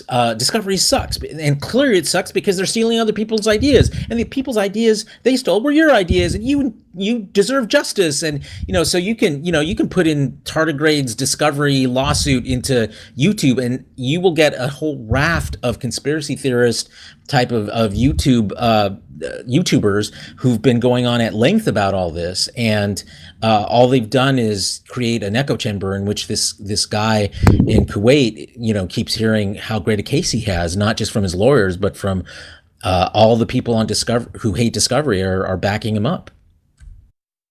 Wow. I'm going to have to read up on this because I didn't know all this was going on. I didn't know the length. I mean, I knew part of it just from what I've seen on Facebook, but I had no idea it had been going on this long. This is what I get for missing I didn't either. I thought it was just recent. Stat meetings. No, this lawsuit wasn't filed until the end of August. So he filed for copyright registration in July, and then August is when he filed the first lawsuit. It took them almost 2 months to actually serve CBS and Netflix, which is, by contrast, the time in between the Axonar lawsuit being filed and Alec Peters being served was 1 day. It took these lawyers 2 months. So that kind of tells you about what kind of lawyers we're talking about here. But I mean, and I didn't know the wrinkle about the developer, the plaintiff. I did not know the wrinkle that he had only registered the copyright a month before the lawsuit was served. I didn't know that. I thought this was something that had been established way prior. So he was setting up his dominoes. Oh yeah. Between November and August, he was setting up dominoes for sure. And the interesting thing that we learn about that I learned about in this new filing last week was that the copyright he's claiming is not actually on the game itself, because the game has not yet been published. It is not available anywhere yet. Right, it is based. Stuff. It's all based. Thing. Yeah. Well, the finished thing that he's claiming is the text and the artwork that he's posted on a variety of internet gaming forums over the past 4 years. So it's not even collected all in one product. It is all these individual postings that he's made on adventuregamestudios.co.uk, I think, and on YouTube and other places. And so the copyright he's suing under is not actually the game. It's about the description of the game, if you want to go a little meta. And he had concept art too. So, yeah, I'm going to wrap up because I do have to get going, but this has been a fascinating episode. I got to tell you. It's been great having you here, Dayton. Yeah. It ate my brain. It ate your brain. Just as promised. And Shell, it was great having you back. Please come back more, both of you. Thank you. I was here to watch the George show, but he kept himself in check. I'm very proud of you, George. I know. We were all expecting you to gush over Dayton. I was not.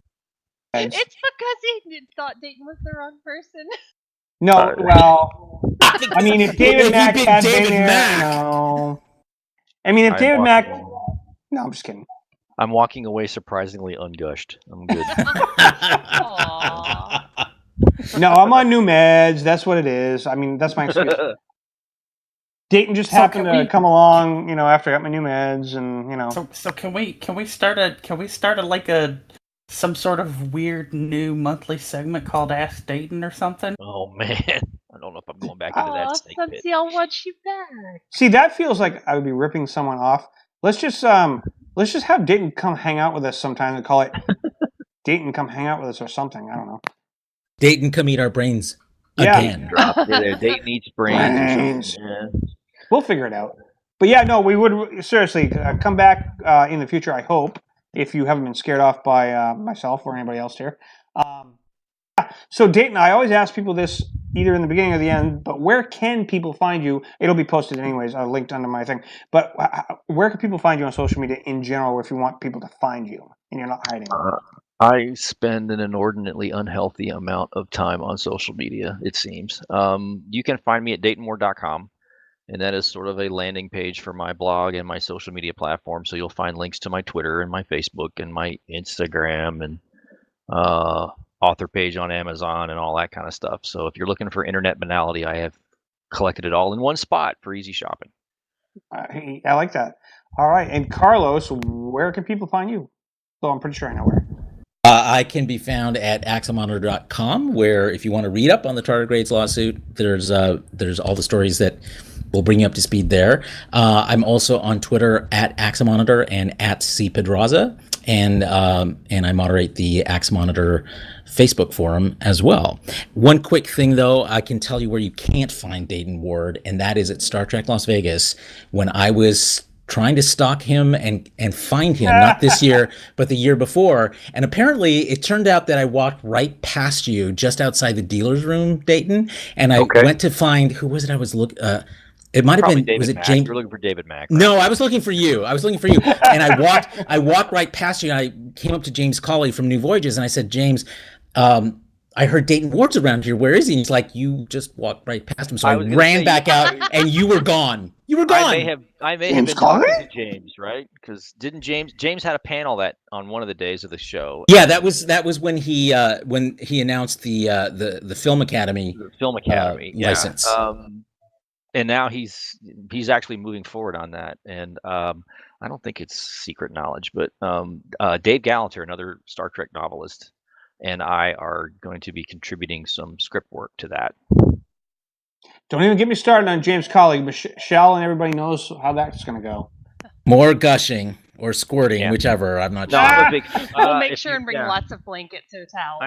I'm a huge fan of I got to see the tour. We went there last year, and it's a mind-blowing experience to walk around up there in Ticonderoga. Because if you're a fan like me, if you grew up watching the show on TV, and then like I've run that corridor a million times in my mind, that kind of thing. It's a very fun experience. You got to do it. You got to try it once. Make a pilgrimage at least once. Indeed, and it's even better to actually produce something on those sets. And having been able to have done that several times myself, it takes that set to a whole different level when you have to work out the timing of the doors on the bridge so that you don't hit someone or people don't hit the doors before they open, which, that happened on the original series all the time. Yeah, didn't they have to pull some kind of...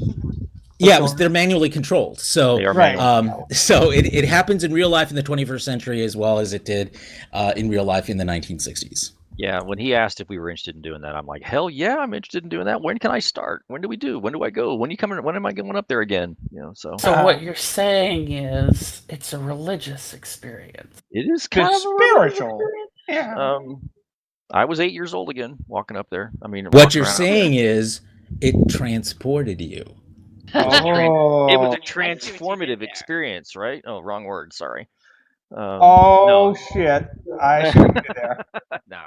No, I had a ball. I mean, a bunch of us went up there, and we're all old school fans of the show, so it was like nerd mecca. I mean, in every kind sense of that term.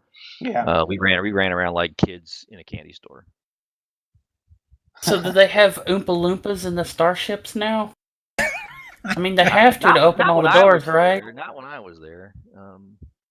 The funniest thing I ever saw was Entertainment Tonight when Next Generation first came out, and they were Gates McFadden was showing DeForest Kelley. Well, we did this on the set. They did this, and she goes, "Oh yeah, we just do this." And she pulled a string, and the doors open. He goes, "I'll be damned." That was one of the things that just impresses the hell out of me with James in particular is his, aside from his obvious passion for this stuff, is his the sideburns. attention to detail. Yes, it is. It is his perfectionist nature. I mean, while we're there, he was talking about, we're on the bridge, we're walking around, we're fingering everything, and he's like, "I'm going to rebuild the helm console, the helm and navigator's console, on the bridge." And I asked him why. And he says, "Because it's not right. There's some things that are not. It's not exact the way it was on screen." And I'm looking at it going, "There is nothing wrong with this console." And he's like, no, there's like, it's off by a certain, I mean, we're talking fractions of an inch or something. Yes, he is. Something's angled. And I'm like, "Will you just send me this? Because this is obviously not up to your standards, but it'll look great in my house." That kind of thing. And nice. I love it in front of my computer so I can type with it. Yeah, I'm like, I'll totally make this my desk. And I mean, he's watch Netflix through the little view screen. The stuff he did in sick bay, where he had to recreate the grill section of the wall in sick bay, and he cut and measured the pieces of PVC pipe or whatever to recreate that effect by hand because he couldn't find the material anymore. I'm just like, that's insane, dude. But it's a good insane. It was just awesome to stand there and watch it. And I know he's been building on it since we were there last year. He's completed parts of sick bay, like the hyperbaric chamber, and he's completed the other parts of engineering that were still there, laid out when we were there. So I can't wait to go back and see what he's done since we saw it last. I want the O into OCD. I want somebody to recreate the operation box that was around Spock's head when they did Spock, and McCoy was like operating on the brain transplant, and I'm like, Well, I mean, I know he's having Shatner up there again, and he's also in December, Anson Mount, who plays Captain Pike, right? And apparently he's building alternative versions of parts of the bridge for Pike's era of the Enterprise. I'm really curious to see what that bridge is going to look like if they show it, which I think they will. I don't know what he's got going on, but I would give my left arm to be there. Wow. And Shell, where can people find you? I may be there. James invited me. All right. Oh, all right. And Shell, where can people find you? People can find me, well, not very active, but on Twitter and Instagram, both places, Michelle with 2 L's, LHS. All right. And Sun. Of course, you can always find me at facebook.com/SunSealFan, where I post stuff I've been in. Cool. All right. Dayton for joining us, and Shell, of course. And I will, of course, post links when this episode gets uploaded to all these things that people mentioned, but where to find them. And, George, you didn't say where people could find you. Well, they know where to find me. I'm right here. Let's be honest. They do know where to find him. They are listening to the episode. Yeah, and I'll link it too. So, Chooch99 on Twitter, 99A actually on Twitter. Although I don't use Twitter that much, but still, I get links. I mean, I get updates, I get posts on my phone, and things like that. And so that would be Super Geeks Season 2, Episode 13, which Dayton has coined. I think it's going to stick with this title. Dayton ate my brains. Or we ate Dayton's brain, whichever works for you guys. Dayton Ward ate our brains. Yeah, that's the one. That's the one. Or we ate his brain. Something. Yeah. No, you definitely ate ours. No, you ate ours. My brain feels a little chewed on. See, now I want to watch Temple of Doom again. The monkey brains, yeah. Tasted like chicken. I'm sure it does. All right, that guys. was a snake, though. Yeah, no, yeah. Okay, so I want to thank everyone for joining us for this new episode, and hopefully we'll have people back again. and we'll see you next time. Bye. Bye, everyone.